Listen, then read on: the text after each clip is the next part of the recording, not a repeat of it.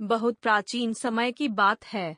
भारत में एक महाप्रतापी और धर्मपरायण राजा थे, राजा अश्वपति।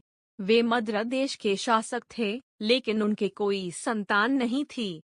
संतान प्राप्ति की इच्छा से उन्होंने कई वर्षों तक देवी सावित्री की आराधना की।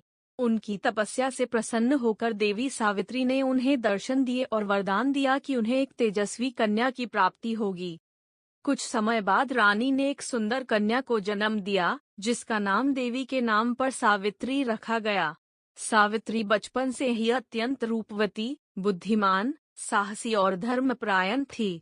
जब वह विवाह योग्य हुई, तो राजा अश्वपति ने उसे स्वयंवर के लिए तैयार किया, लेकिन सावित्री ने स्वयं अपना जीवन साथी चुनने का निश्चय किया।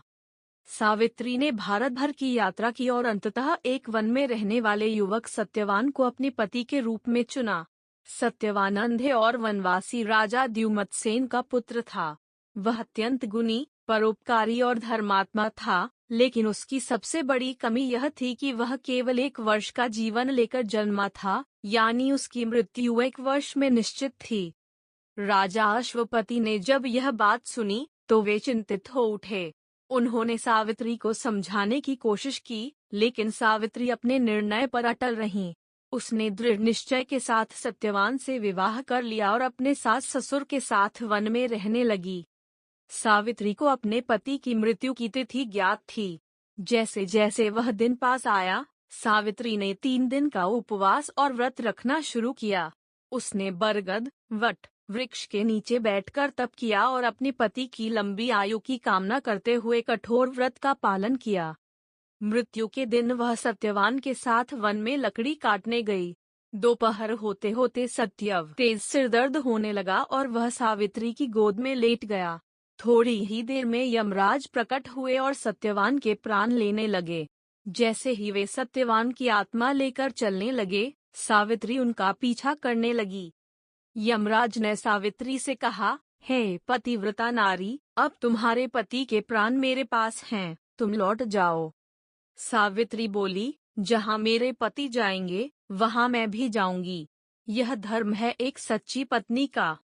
यमराज उसकी बातें सुनकर प्रभावित हुए और बोले, मैं तुम्हारी भक्ति से प्रसन्न हूँ, मांगो एक वरदान। सावित्री ने कहा, मेरे ससुर राजा द्युमत्सेन की दृष्टि लौट आए। यमराज ने कहा, तथास्तु, अब लौट जाओ। लेकिन सावित्री फिर भी यमराज के साथ चलती रही।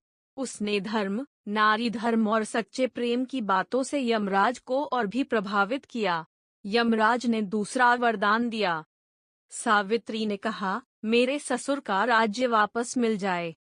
यमराज ने यह वरदान भी दे दिया। फिर भी सावित्री नहीं रुकी। यमराज ने तीसरी बार वरदान देने को कहा। सावित्री ने कहा, मुझे सत्यवान से 100 पुत्रों की मां बनने का वरदान दीजिए। यह सुनते ही यमराज चौंक गए, क्योंकि यदि सावित्री को 100 पुत्र होने हैं, तो सत्यवान को जीवित रहना ही होगा। अब यमराज को अपना निर्णय बदलना पड़ा। यमराज ने प्रसन्न होकर कहा, हे सावित्री, तुम सच्चे प्रेम, निष्ठा और बुद्धि की प्रतीक हो। मैं तुम्हारे पति सत्यवान को जीवन दान देता हूँ। अब वह दीर्घायु और स्वस्थ रहेगा।